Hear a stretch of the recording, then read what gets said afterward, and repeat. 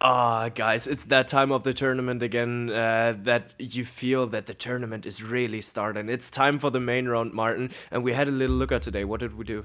Oh, we looked at the group stage has already been, and also tried to look into the main round, how the teams have been performing for each group, and how the main round is looking, and then also made our predictions for who's going through to the semifinals. So yeah, interesting talks, and yeah, different opinions also. So it's just go in and listen, and then give us also your opinion on what we have been talking about. Victor, is Blas Jans your new role model? Yes or no? I'm just gonna say that everything he knows, he just learned it from me. Okay, okay. And with that, we'll leave you into the episode. Have fun, guys. Ball across to Dylan. He double in flight. Oh, what a start. Ooh, into the net. She does it again. Yes. And Magdeburg are the champions of Europe. To come up with something here. She has a game. The keeper. What a comeback.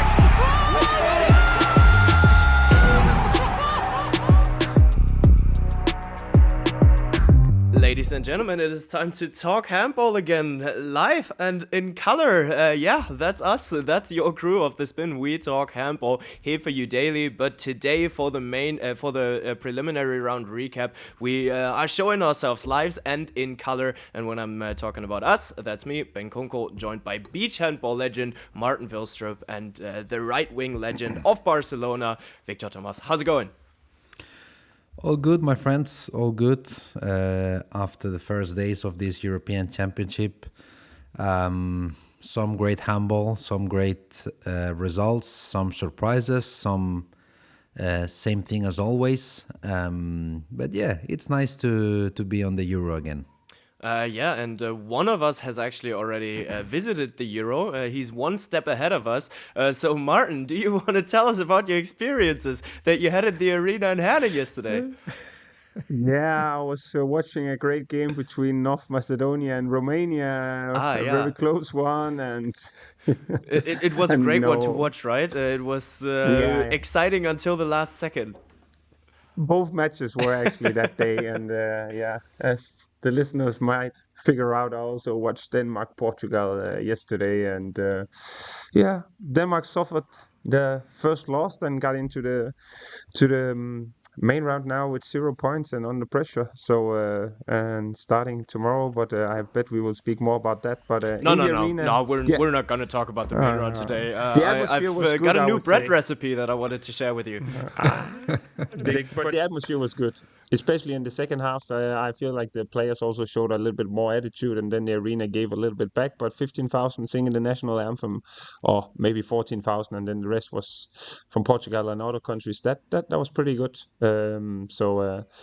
Yeah, there's something to look forward to in case Denmark make it to the semifinal.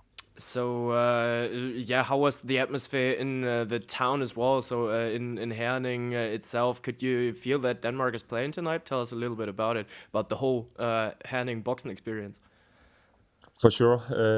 There's a lot of people there, and there's a big fan zone area also with a lot of activities where you can play table tennis, shuffleboard, and then different companies have some booths and stands that you can walk around. And yeah, Hummel was also selling a lot of merchandise for Denmark and food stores, drinks. So people came in early with the expectations high that Denmark is going to win again, and uh, yeah, drinking. So all in all, it's I would say the fan zone area is very, very good. So if people are visiting Herning and going to boxing, then I would suggest them to go a little bit before and then have time to be in the fan zone and yeah, spend some time there. Yeah, fair enough. There's one more thing that I wanted to talk with you guys about, because it's not just a new element during this Euro that we show our pictures here, but it's a new element at this Euro in general, that the pictures are shown in the arena. And I wanted to hear your guys' opinion about that, how you like it, because I do feel like it changes the atmosphere around the VAR decision, because as soon as the pictures go up on the screen, you can hear the arena react. And I mean, for example, the Faro against Slovenia game, I think it was, where obviously the whole arena was covered in Faro fans, and then there was a hit into the face, and Slovenia got a red card out of that. You could hear the arena explode as soon as they saw, oh wow, he hit him in the face. It was another atmosphere in the arena. So at first, maybe Victor, what's your impression of it? Honestly, I don't know what I think about this.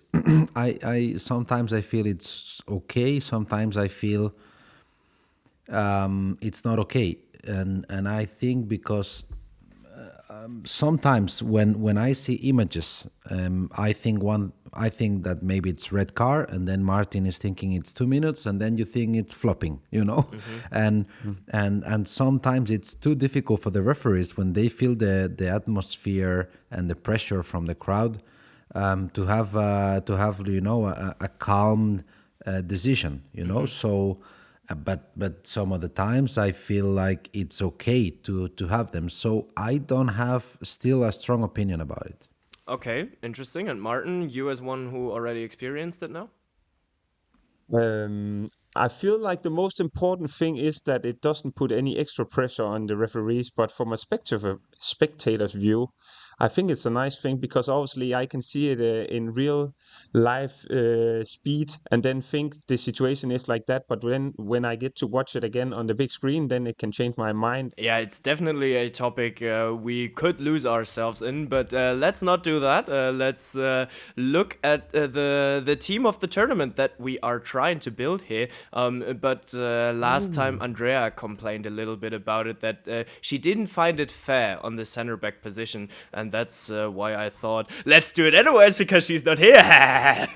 So we are going to start off here on the left wing. And for you guys that are new to the podcast, I'm giving the guys two names, and they decide for one, and the winner stays on. So Victor may start. Who is the better left wing? We have Ori Freyja Þorkelsson from Iceland or Lukas Mertens? Lukas Mertens. Martin, Lukas Mertens or Dylan Nahi? Dylan Nahi. Victor, Dylan Nahi or Ian Barufet? Dylan Nahi. Martin, Dylan Nahi or Daniel Fernandez? Dylan Nahi. Dylan Nahi or August Pedersen? Dylan Nahi. Okay, now it's getting interesting. Dylan Nahi or Hugo Desca? I'm gonna go actually with Dylan Nahi. Dylan Nahi or Bjarkima Ellison? Dylan Nahi. Dylan Nahi or Magnus Landin? Dylan Nahi. And Dylan Nahi. Oh, yeah, it's tough. It's tough. But Too late. I said it. Yeah, I said too late. Dylan Nahi or Emil Jakobsen?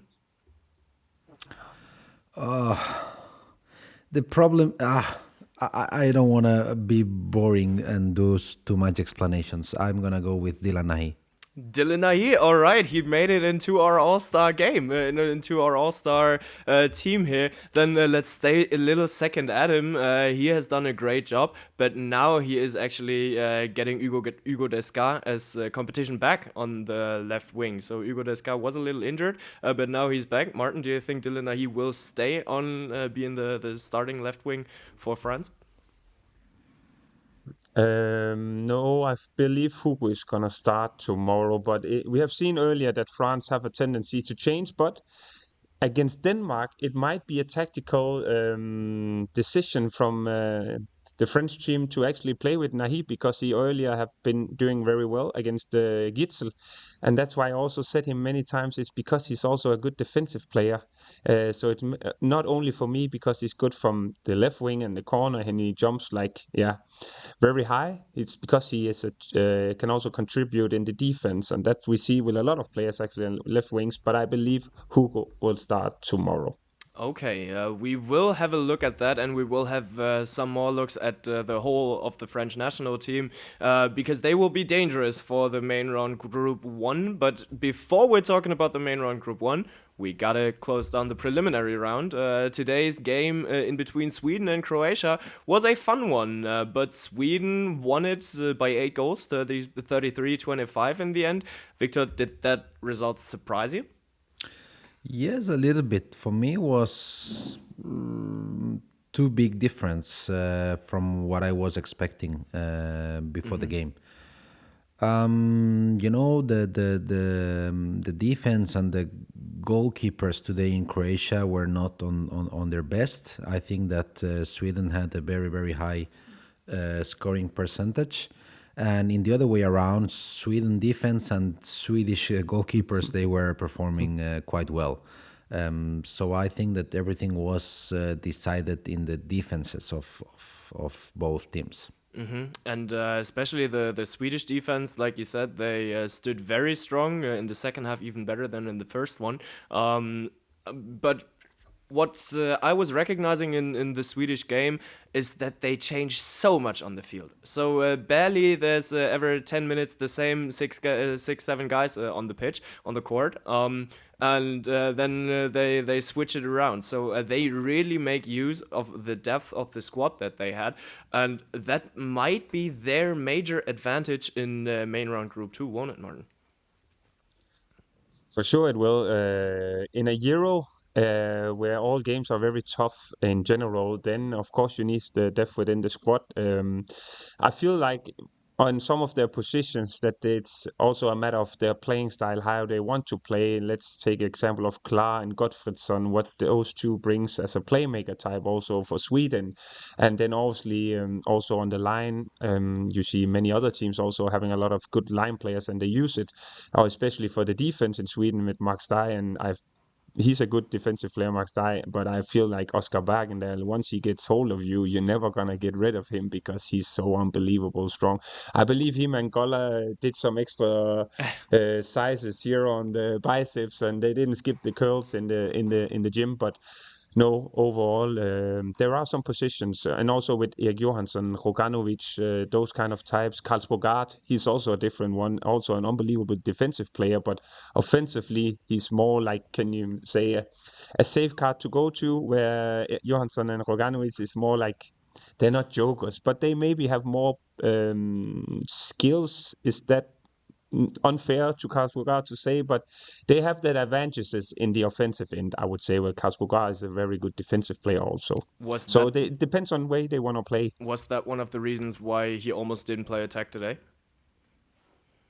Yeah, I believe, and they also, because Appelgren want to start with Johansson and Klar and Lagergren, and they did good, and also the tempo that they bring into the game. But obviously, Karlsruhe is in defense, and then he runs the counter attack, and then he go out and change with Klar because or Erik Johansson or whoever they're gonna rest. But they have a lot of possibilities. Sweden, like Spain and France, also have in their teams that they play with the depth within the squad, where many other teams may play a little bit with a fewer players than they are. But we saw it today also on the goalkeeper position. Paliga came in and was unbelievable. Even scored goals. Let's stay at the backcourt for a second here, because what I felt whenever they switched players there, you couldn't see it on the court at all. So it was basically seamless going into each other. So there was a clear plan from Michael Appelgren, sorry, as the coach behind it. And it didn't matter if you threw Felix Klar in there or if you threw Jim Gottfridsson in there, who isn't losing quality at all. Does he want to play until he reaches the hairstyle of Oscar Bergendahl and Lucas Andel, or what's the plan, Victor? No, yeah, but as we are talking about, they play really as a team. I think they have a very clear idea on what they want to play. I think that it remembers me to what historically has been Spain. A very, very compact team with a very, very good players playing in top teams, being important in their teams. But there is no superstar like Denmark can have or like France can have. Maybe we could discuss about Felix Klar, but it reminds me to a very strong team, And I think that this is the strength of Sweden, to that Felix Klar is not on the best day, then Gottfridsson is going in. Lagergren has not the best day, then Sandell is going in. Also in the left back position with Erik Johansson and all the players that you just said, Jonathan Karlsbogar and Roganovic and blah, blah, blah. So this is really important in a tournament like a Euro, because the physical condition is so important. And after the fifth game, we're going to start feeling that the depth of the squad, it's going to be really important. That will be an important topic later on, but let's stay here with Sweden for a second as well, because Nikola Roganovic, we dropped his name once or twice already. Super young player, I think he's 19 years old, going to Gummersbach now in summer, and he gets the responsibility from the 7-meter line over Hampus Wanne. Does that hurt the Barca soul? No, actually not. But it says a lot about him, because going in front of Hampus Wanne, it's quite an achievement. That means he's throwing the penalties really well. But no, my soul is not hurt because of this. Yeah, and especially because he's doing great. Just today, Nikola Roganovic actually missed his first penalty. He missed his first 7-meter throw of the tournament. That's quite an achievement, Martin. Yeah, he's doing very well. And you can also see he's playing with a lot of confidence. And for him to also shoot the second one after he missed it, it says a lot. But I also feel a little bit like, I believe that Wanne haven't, really got into the tournament yet. And him missing a penalty, he didn't get any shots today, or did he? And then maybe missed or something like that. And I saw also that they're trying to, involve Wanne more, because they know his qualities. And maybe it comes later in the tournament, but Roganovic shows a lot of attitude, and I believe he just go up and take the ball and believes that he will score every time, because it looks like he got a lot of confidence in the way his presence is at the moment. Most definitely. The confidence might have gone away a little bit for Croatia on the other side, because they didn't stand a chance against Sweden. So neither offensively or defensively. But let's stick there in offense for a second. It is still the first tournament after Dule. It is the first tournament after Domagoj Dubnjak. And it's especially Cerna and Sindrich who should be taking over. But today, the necessary creativity, it was lacking a little bit, Victor. How did you see it?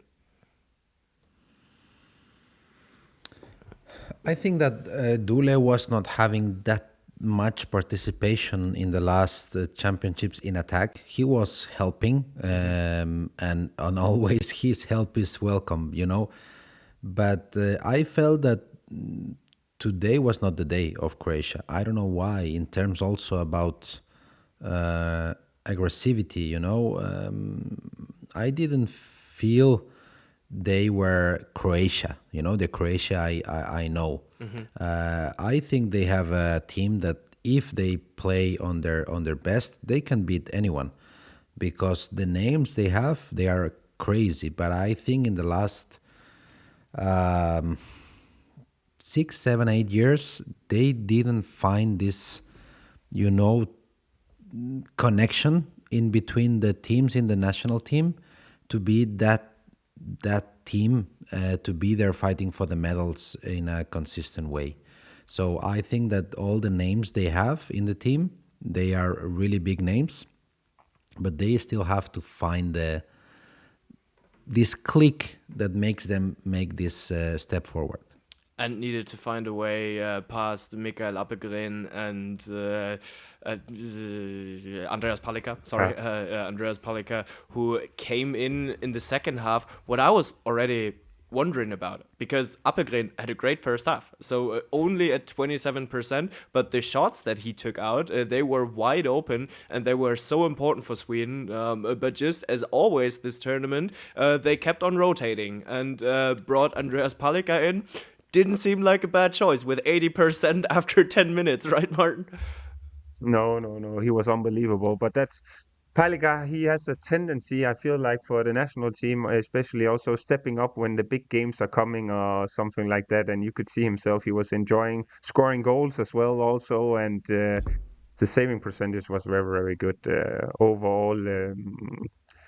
Palika and Abelgren is a strong duo in as the goalkeepers. So that's going to be important for Sweden, as Victor also said. This defensively, they are a very, very good team.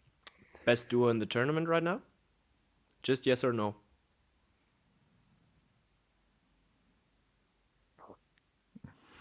I'm You gonna know it's a say, good question where the silence gets longer and longer. I say no. Victor? Without watching the numbers, maybe because of the feeling they are giving us, yes.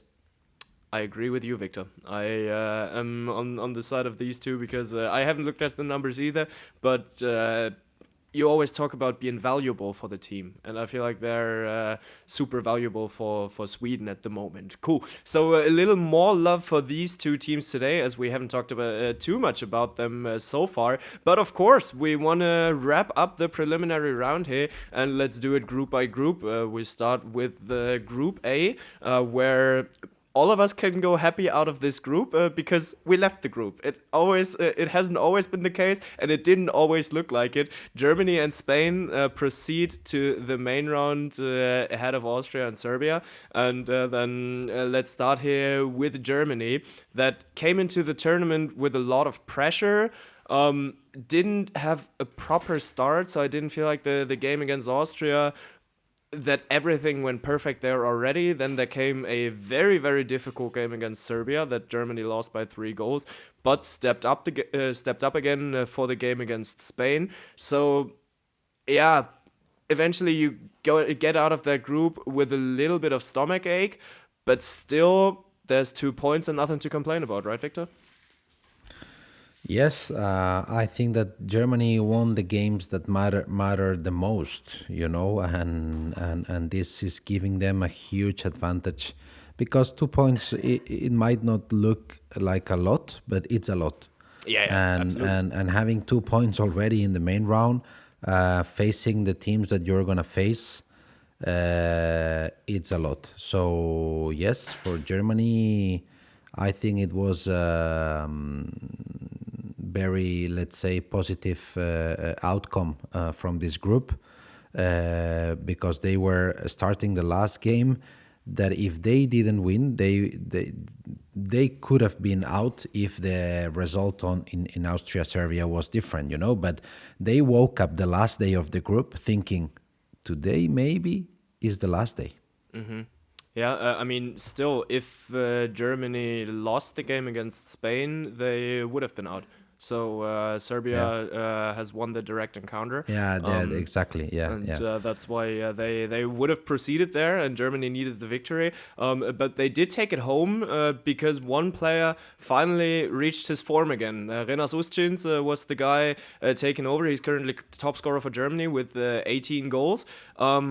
Finally getting back to his Olympic shape, because back then or earlier this season, it didn't really look like it. Started to carry off some injuries, but how important is that national team factor for him, that he knows he had his greatest successes with the national team jersey on, and starting to feel comfortable and confident again, Martin? I believe for Germany it's super important because I believe Ucin is the best right back they have, and I feel like if they want to go as far as their expectation is, then he needs to deliver. But I also want to give a little bit of a shout to Juri Knorr, because as I said earlier also, I believe the speed that he brings into the game fits Renas Ucins very well. And in that sense, Knorr maybe also contributed to Ucins being able to play the way that he did. So those two are looking strong, and also with Kuster in that particular, the last game, the 3 of them played very well, and they got other weapons. But Renas Ucins important for Germany, because I believe he's the best right back they have. Yeah, absolutely. And you talked about those other weapons. One of them is called Niels Lichtlein, who hasn't seen too much playing time yet. So the first two games he has been out, recovering from a little foot injury. And in the last game, the 4, 5, 6 attacks that he actually got, he looked good, but still he didn't get more playing time yet. Victor, you expect more from him or more playing time for him throughout the main round? The problem is that the eyes that I'm looking to Niels are not impartial. You know what I mean. I really like him. I really like him as a player. I think it's unbelievable the way he plays. And I, of course, as a spectator, I would like to see him more. But of course, then you have to take out Yurik Noor or Rena Zushin. So it's difficult, to find the playing time there. But I think that he was important in the game against Spain because he found some solutions in a very specific moments of the game that were very important for Germany. Then let's stay at the Spain game and switch over to their opponents, to Spain themselves. And let's look at the guys who are shining right now. It's Jan Guri, it's Ian Tarafeta, Marcos Fis, Agustin Casado, the Duce Bias. Especially looking at the backcourt, Victor, how are the responsibilities shared at the moment? I think Jordi is using all the players that he has on these positions. I think that for the ones that are not watching the La Liga Sobal, Marcos Fis, it might have been a big surprise. But for us, even though he's super young, it was not a surprise because we are seeing him every weekend, and we already know how amazing he is. But then maybe Jan Guri, he has played against Germany superb, and he's showing what amazing player he is. But also again in sporting, he is a little bit in the shadow of the Costa brothers, and it's difficult to shine there. But I think that Jordi is using all the players that he has in the backcourt positions. He is using and splitting the time, the playing time between all of them in a very wise way. So I think that Spain is performing well, even though they lost against Germany. I really like what I'm seeing. Yeah, and they are getting back to their old controlling days, so where you feel like they do have the control of the game, especially against the smaller nations, the ones that they need to win. They start to do that again. So Germany had their problems against Serbia. Spain didn't. So yeah, they controlled that game. Still, we have to look at Spain and the big teams. So the past 4 matchups that they had against bigger nations: 32-34 against Germany, 31-34 against Portugal, 31-34 against Sweden, only one victory, 34-30 against Sweden again. I think it was in November. Martin, what is Spain missing to those last percentages of the big teams? I believe in the recent results, there's also been some kind of a generation change within the Spain squad. Also, as you see with what Victor said, with the new players coming in, that maybe the ones who doesn't watch that much of Spanish handball or Portuguese or other leagues, that is not maybe shown that much on the television. So I think it's a matter of generation change for some positions and players. What I have noticed is I actually believe that Spain have more to go, or actually more to give in the tournament in terms of also the defensive level, and Sergei Hernandez, the way that he's been performing for Magdeburg. We haven't seen that yet in the tournament, which in some sense for me is a good sign for Spain, because they are in the main round. I know they're not there with 2 points, but they're there. They're playing against Norway, and I feel like they can do even more, because with Serradilla here, he's an underrated player in some sense. He's there and always giving 1,000%. So what they exactly is missing the recent matches is probably also this kind of having experienced players and bringing in new ones. If I have to give a short answer in yeah. So yeah, Seradia coming in as one of the defensive X factors here too. An offensive X factor, Victor, you have talked about him a little bit, is Marcos Fis. His shooting percentage is at 72% right now. So he only missed his first shot of the Euro in the second half against Germany. It was an open shot that Andy Wolf actually took out. Still, his offensive responsibility, thanks to Julian Rooks, who provided the data there, is only at 7.5%. So will he get even more responsibility throughout the main round now, Victor? We will see. Maybe yes. But I think that he's happy with that, even though he's really young.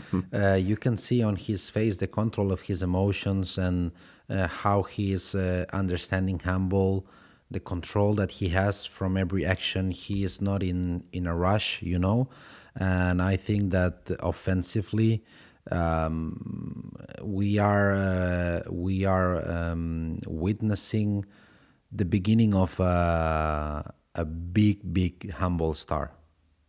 Agreed. I do agree, and that is a good topic to close down Group A and move over to Group B, because stars in Martin, you have one final thing to say? Actually, I don't know why it came to my mind now whether Victor played with his father, Julio Fis, on the Spanish national team. I played against him, not in the national team, but against him many times. Okay.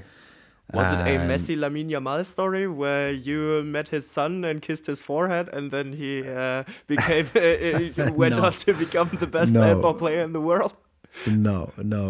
I think that Marcos, he has less physical condition than his father. His father was F machine. Was he already at 18? Yeah, physically, he was a beast. A freaking beast. But I think Marcos has more humble in him. Yeah. Okay. Good. Then from one upcoming star to the other upcoming stars that are already world stars, the guys that won Group B, the guys that beat Denmark. Of course, when I'm talking about the talents there, it has to be the talent of the Costa brothers. They were the offensive X factor yesterday in the game against Denmark. Both of them scored 9 goals. Martin, how hard is it to defend these two?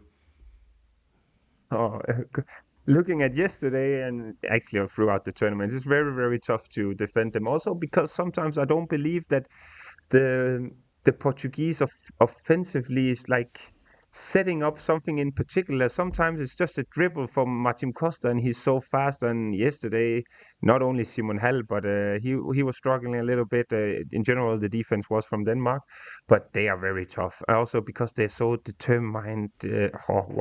Very, They in some sense they have like a tunnel vision. Whenever they get the ball, they're so focused on scoring the goals. But they are very good, and we spoke about them many times. So I feel like the way that Group B played out was a little bit similar to Group A, because North Macedonia drew against Portugal, could win, and this scenario. And Denmark has been winning with +10 in the 2 other games, and then all of a sudden now Portugal is in the main round with 2 points, and that was an intense game. And from what I heard also from mixed zone, for example, Luis Frade, he was asked, you beat the unbeatables, and he said, I don't know how, but we did.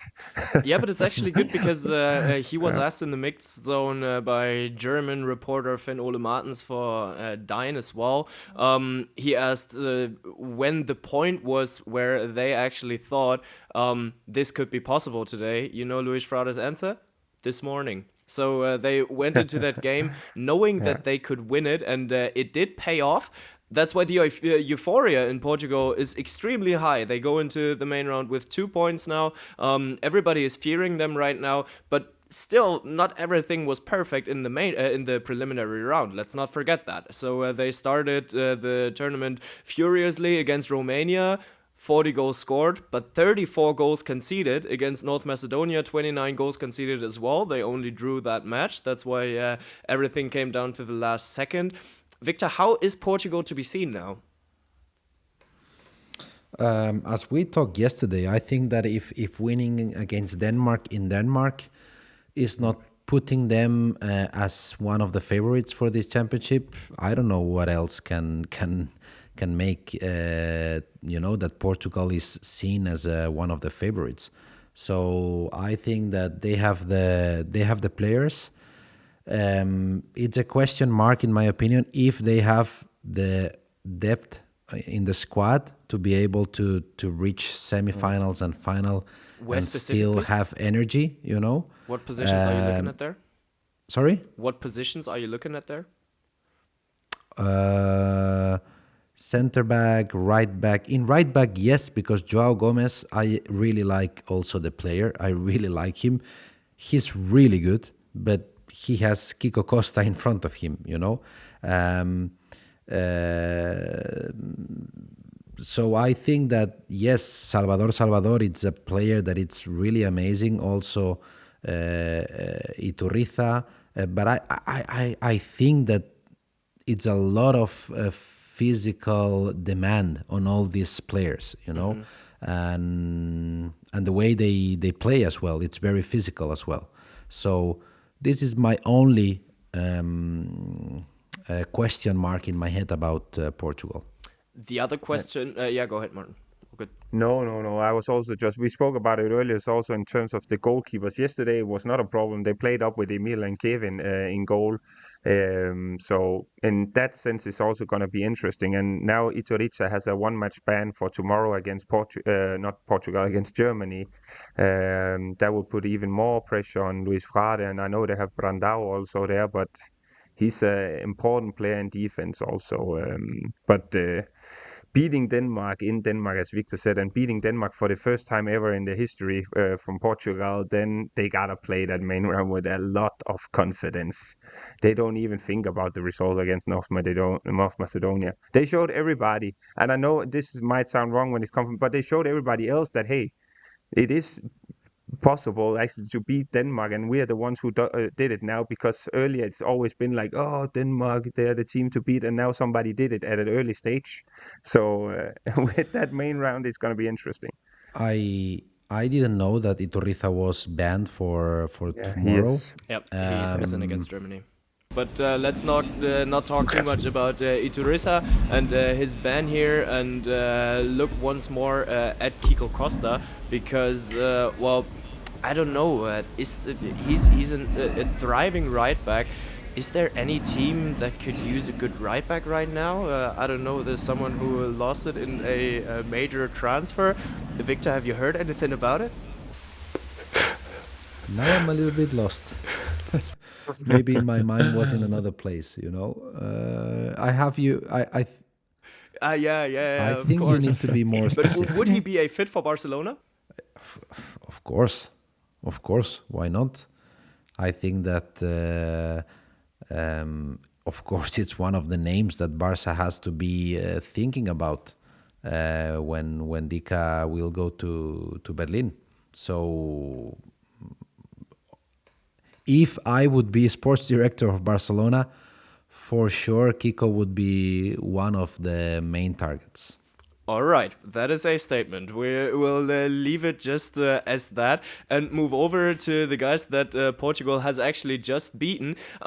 It is Denmark, and with Denmark, I wanted to start the talks with a comment that we had on our YouTube video from yesterday, from yesterday's episode. So on the Home of Handball YouTube channel, Steve Riverwood commented, and I'm just gonna read it out. First of all, congratulations to Portugal. I shortened it a bit. They were the better team. But I think there is a big reason Portugal had the opportunity to grab the win, and that is the mismanagement of energy in the Denmark squad by Nikolaj Jakobsen. There is no matches in the European Championship where you can easily walk over, where most teams can rest the starters. Denmark, though, have such a strong squad that benching Gitzo against North Macedonia and Romania would not have mattered. Denmark won those games by 12 and 15 goals, so Möller, Swane, Hoxha, Kirkelöge, Mensah should have played a lot more. So far, Gitzo Gitzel has played 2 hours and 46 minutes in the matches. That's an insane error by Jakobsen. If Denmark reaches the final, they will have played 9 matches in 18 days. So when will he be resting Gitzel? In the middle of the main round against Spain, France, Germany, Norway?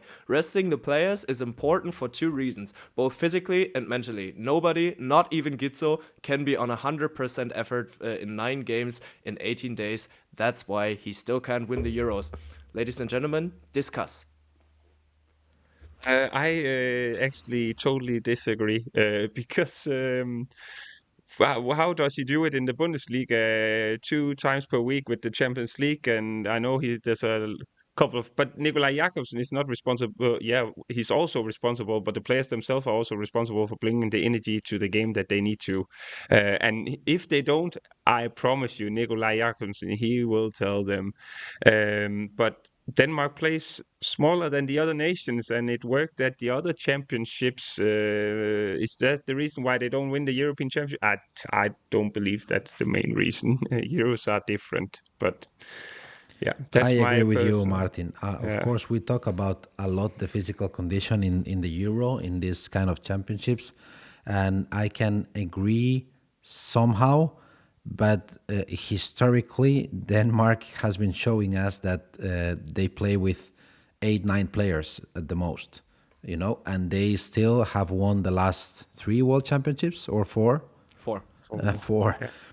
So I think it's a very I don't know the word in English. It's a very bad moment to make this article, in my opinion. It's very in Spanish it's ventajista, but Yeah, that's exactly the word that I was yeah, just looking exactly for. the one. Yeah. So but I think that it's taking advantage of the moment, because why an article has not been written about.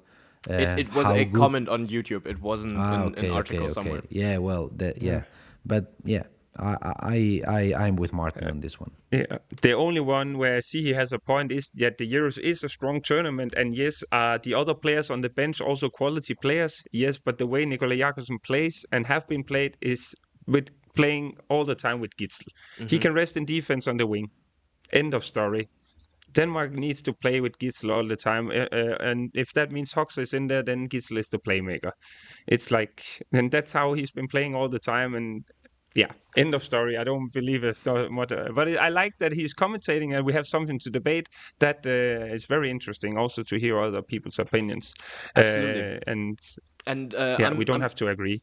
I'm interested in hearing your opinion about the guy that you always love to see in the national team jersey. So whenever Matthias Gitzel doesn't play as a playmaker, it's Rasmus Lauge time again. So how did he perform through your eyes, Martin?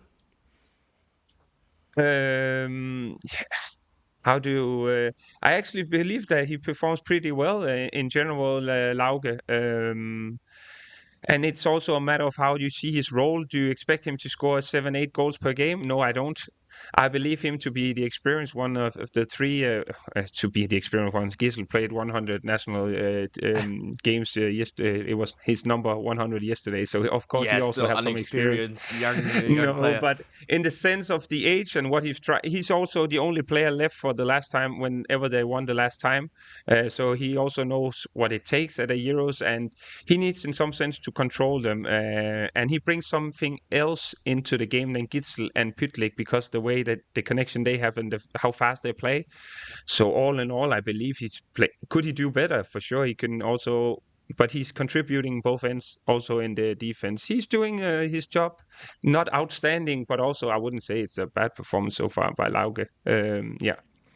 I didn't want to suggest that with it. So, No. But it's just Come on, Ben. Yes. yeah, Rasmus Lauge. He was the guy why Denmark lost it today. It was that easy. If only Rasmus Lauge didn't play. Nah, I'm just joking. But yeah, pressure's on for Denmark. 4 games to go, 4 games to win.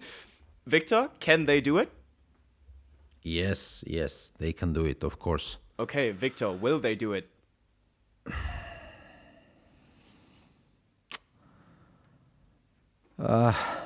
Yes, I would say yes. What do you Okay. say, Bengt? What do you believe, Bengt? I think so too, because whenever Denmark's under pressure, you don't want to play against them. That's why I personally feel the loss of Denmark against Portugal yesterday.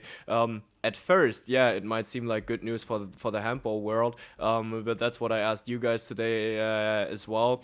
I personally say you better don't poke the bear and don't do it too early, because now they know that they are vulnerable and they are gonna put muscle packs on. Hopefully it's a wake up call. Hopefully it is in some sense a wake up call. And they also skipped the handball training today to watch an extra video session, but it's needed with the defensive performance they had yesterday, because the way that Costa Brothers was just running through, like breaking them through like whenever they wanted to. But I also believe that they can make it, and I believe that they will. But tomorrow against France, they lost against them last time. That one, if they lose tomorrow, they are out. They are Yeah. not mathematically out, but I would say so if they lose tomorrow. So that Well, but game is gonna be on another planet. I almost wouldn't even say that. Of course, if you start into the main round, even after the first match without a point, it is super hard. But the constellations in main round group 1, they are so crazy, because everyone can beat everyone there. And it is not a But guarantee yet that they're out if they lose tomorrow against France. If No. France is winning against Denmark and then Portugal is winning Against Germany. again, one game, Yeah. then it's Then really difficult for Denmark to. I don't know if mathematically would be possible. Yeah, mathematically, I do think that Yeah. it will be It possible. is if they lose tomorrow. There are some ways of the one beating the other one that day, Yeah. and Yeah, those kind of but- things. But if So they that's lose why I tomorrow said- against France, Yeah. That's then what I I don't said. think they will do it. Yeah, I agree. it is the new version of the last Euro final that we saw Denmark against France kicking off the main round. That's where we, of course, want to have a look at France as well, who looked just brutal in offense. No game with less than 38 goals in offense. They do trust a lot on the backcourt Brandy, Mem, and Min, but they have every right to do so, especially when the game is on the line. They do get a lot of playing time. They are so that's such a deep squad that they have, and they have world class on each and every position. And then there's the goalkeeper position that we have to talk about. So we do see Rémi Desbonnet and Charles Bozanger in goal. And both of them, they hadn't had outstanding performances yet. So both goalkeepers are at 29-30% at the tournament, which is all right. But definitely there's still, a way to go. Victor, is it enough to beat Denmark? Yes, yesterday Portugal, they beat Denmark with 10 saves, one less save than Danish goalkeepers. So yes, I would say it's enough. But in my opinion, maybe it's the weakest point in France, even though they are both top players. Martin, your opinion? Yeah. I mean, it's the same old story with France, but they are the European champions at the moment, and it's been since Omeyer has been in the team. Everybody's like, who's the next Omeyer? And if you look at the clubs they play in, then as Victor said, they are great goalkeepers. But I would also say it is one of the weakest links in the French squad. But on the other hand, they got some others. Places in the squad where they got double or triple quality. I would also say Prier is Melvin Richardson is like and all those kind of players where the way that they can change and also the way that they can play. Wow, it's unbelievable. Fabregas and Tourna on the line. That's the best duo, I would actually say, at the moment as line players also. And let's imagine that the goalkeepers start saving more balls that they're doing at the moment and having in mind how many goals they scored. Then it's going to be very tough for Denmark. Then give us a little hint for our players in the league of the spin in the match predictor powered by Gorenje, the Home of Handball app. You guys can still join. We all fail to have good predictions. If you're better than us, then you can still win a jersey, a signed jersey. So join the league. You find the link in the show notes and predict exactly what, Martin? For Denmark against France? I'm gonna go high scoring game, something like 34-32 to Denmark. 34-32 to Denmark with a bonus ball, Victor, right? No. Okay. I wouldn't set the bonus ball on that one. What's your prediction? Yeah, my prediction is something similar. Let's say, I don't know, 35 to 33. Okay. Yeah, I am tending into it probably will be in that direction. I'll say it's 40, Denmark 40. +1. It's Denmark +1 tomorrow, but we'll see. +1, we're not going to accept that, Bengt. We need numbers, because otherwise I know we will be sitting Fair here enough, in 1 or 2 fair days. enough. 32 to 31 for Denmark. They're going to do it. And then let's move on to the last team in that round, which are seen as the weakest one in that squad from Mr. Martin Vilstrup. So you still see them as the weakest? Norway is the topic. I actually do. Also, even though that they had a good performance against France, and especially with the 7-6, and if Sander Sargussen performs like that, then it's very interesting what damage they can do.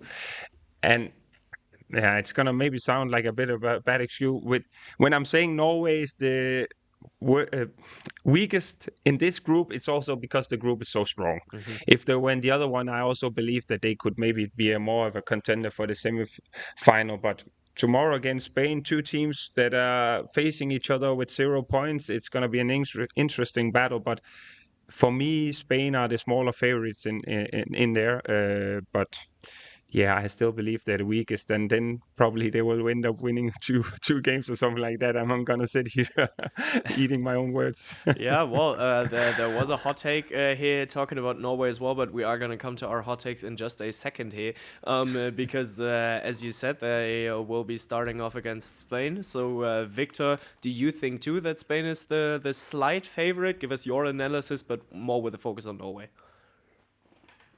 Yes, I think so. I think that Spain is still the favorite on this game, but I actually like this extreme makeover that Norway has done. With the team. I like the new energy. I was surprised a little bit on the result against France. I was expecting a little bit more difference between France and Norway. So I would say yes, Spain is still the favorite, but I like the energy that the new players has brought to Norway. 100%. So tomorrow, of course, we are gonna look at those games. Again, we are having our daily recap here. But then let's close down main round group number 1 and open the talks for main round group number 2 here with our hot takes that we had, because they were quite present in the second half. So what we can eliminate already. Martin said Norway loses to Czechia in the group phase. Bengt said Faroe Islands will make it to the semifinal and Spain will exit in the preliminary round. Victor said Italy will make it to the main round. We all grabbed into the fun pot already once, at least. So what do you say about your performances so far, Victor? But that's the thing on the hot takes, you know. Yeah, so I think that we like these kind of surprises, like what we have seen yesterday in the Denmark-Portugal game. Mm-hmm. So I think it was exciting. I think it would have been exciting to have some of those hot takes to be real. Actually. Yeah, that would have been amazing. And I mean, all of them, they weren't. Italy, all right, they were not close to making it to the main round, but there was development in Italy to be seen already as well. So played with a lot of passion. Bob Hunning needs a little more time to get all the rhythms straight within the team, and then they will be on the right path. So it won't be that hot anymore in the upcoming years, I would say. Faroe Islands, they lost it in the very last minutes of the preliminary round. Spain in a weird constellation. They could have gone out if Austria would have won the duel against Serbia, and then there would have been other constellations too. But well, let's not talk about that too much. Norway loses to Czechia. Well, Czechia was a little down in that match as well. They lost some players, so they weren't that bad. Martin and me, we said Iceland is going to make it to the semifinals, still in the race, still looking super sharp, doesn't it, Martin? I was not aware that you also made it as a hot take there, but yeah, I believe that together with Sweden, they're looking strong in that main round, and yeah, they're the two favorites. But Iceland is gonna go up against Croatia, and But I don't let's think see I what's don't gonna happen. think that saying that Iceland with these players, with this squad, saying that it's gonna do it, it's gonna make it to the semifinals. I don't think that's a hot take. It wasn't one for the bookmakers either. So Okay. my I hot take remember wasn't you guys' when I said it before, you guys' reaction was different. But yeah, when they won 3 games and no, it's because my hot take was combined in between Faroe Islands and Iceland, so that's why. But yeah, I mean, of course, one has to look at that side as well. But now we are in that main round group, and I do feel like we are seeing some interesting teams there. So the constellation with Slovenia, Switzerland, Sweden, Croatia, Iceland, Hungary brings it all on the line. So we talked about group 1, everybody's being able to beat everybody, but in main round group 2, nothing less is the case, Victor. Yes, I agree. I think maybe Switzerland can be considered in the beginning as a little bit the underdog. But yes, I think that Sweden could be also probably, and Iceland a little bit the both top national teams in this group 2. Favorites to go through to the semifinal. But yes, I think that every team can lose or win against everyone. Yeah, I do think so too, but Switzerland is a good topic because that is one hot take that actually came true. Martin Vilstrup said Switzerland was going to make it to the main round. They were seeded 4th in the group, so congratulations on that, Martin. Thank you. That was the first one, and it was a very cold hot take. I would agree on that one in this sense. But yeah, I actually, if I have to be totally honest, I believe I said they would win the group as well and make it to the main round. But let's Nobody not go would have into remembered details that. about Why it. do you say it? No, exactly. No, I have to be honest sometimes, right? I just remember the pictures of Neom Leopold, who was very emotional after the game against Slovenia, where it didn't look like they would make it to the main round, and then one game later they are in it. So Because I mean, of the they made massive it. performance they had. Yeah, so they are also going into the main round, and for me, they can play with no pressure on the shoulders. They're in there with 0 points, and they have to go up against Sweden, Iceland, Croatia, and Hungary, and they are not favorites in any of those matches. So hope it would be fun if they could do some, can you call it, damage to the group and mix it up a little bit. Yeah. They were almost able to do damage to Slovenia, were 9 goals up, and of course that was the time where everybody was thinking already again, Blas Blagotinček, Alex Vla, Miha Carabec, Nate Stete, Clément Ferlin, all the players that didn't make it to the Slovenia squad due to injuries, but still they managed to get that comeback and win over Switzerland. I think it was even by 3 goals in the group phase.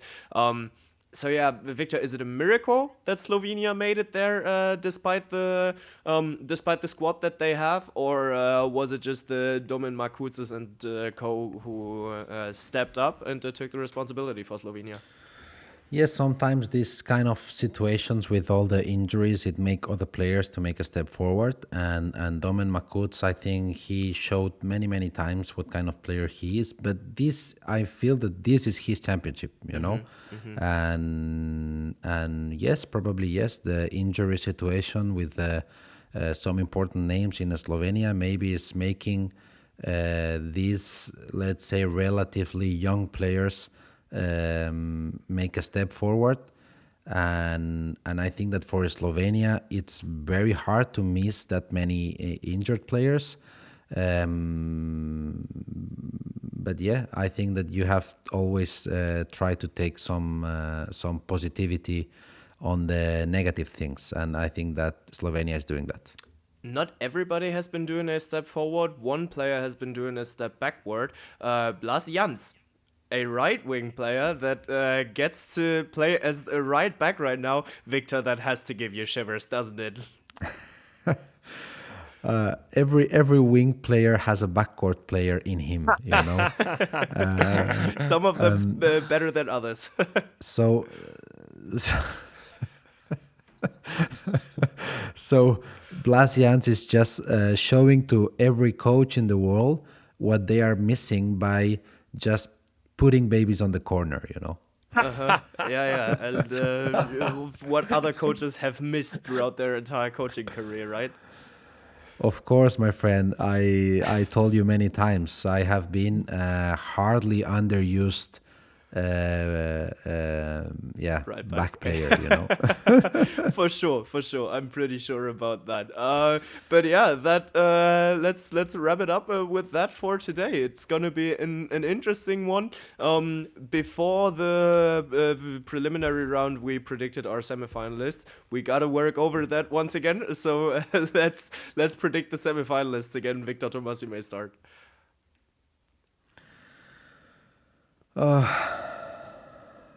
That's really hard.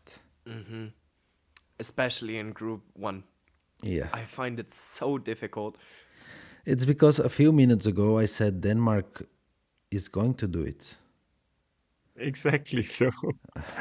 Not so sure about it anymore. No. Oh. No. Well, I'm normally the one taking a lot of time to answer, right? Yeah, you can start, Martin. Guys, Denmark, France, Sweden, Iceland. I agree. No, I can't agree with you. I'm gonna. No, you cannot agree with me. I'm just for the sake of saying something different. Denmark won't make it. I have to say it then. Oh, you changing your mind as well now because I'm you changing said my mind also. too. Yeah, you well, both but I were mean, changing your mind. you said that I got the same Wow. thing like you do. Then, well, what in the world am I supposed to say? Iceland, Sweden, change them. I Yeah, don't well, know. no. Iceland was my hot take to come into the semifinal, then- and Sweden just looked super strong today. I feel like they are a true Both contender of for the you title. changing in like a few minutes. Well, But let me hear your guesses. I'm interested I in didn't hearing say which anything teams. about Denmark this episode. That was all on Victor. I'm not taking that. You that. said that they were making it through also, if I remember correctly, also Yeah. that you believe.